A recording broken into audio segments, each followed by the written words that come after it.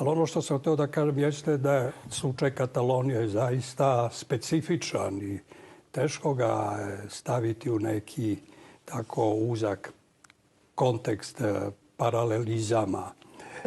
Vi ste živeli u Španiji, bili ste ambasador. Težnja za osamostaljenjem Katalonije stara je vekovima. Zbog čega Katalonci žele osamostaljenje? Pa prvo, Katalonci su jedan stari i ozbiljan narod koji je postajao politički narod još pre Španaca, znači u 11. veku. Čak i naziv Katalonija je stariji od naziva Španac. I oni su već u 11. veku imali, što kaže njihov muzičar Pablo Casals, prvi parlament u svetu.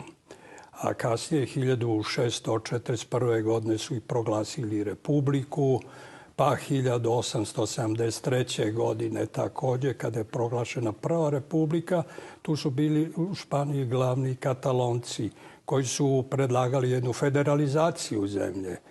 Zatim druga republika, znači od 31. do 39. godine, tada je Katalonija postala zaista država sa priznatim jezikom i političkom nezavisnošću koju je Franco ukinuo i sve do 1978. Imate situaciju da su Katalonci jedan narod koji je gurnut u stranu, koji nema priznat kulturni identitet. I naveo bi recimo slučaj da je čuven arhitekt Gauda 1924. godine išao u zatvor zato što je govorio katalonski jezik.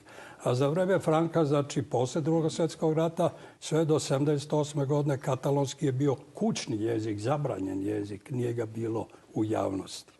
Sam se bavio istorijom Španije, postoji jedna tradicija represije prema Kataloniji.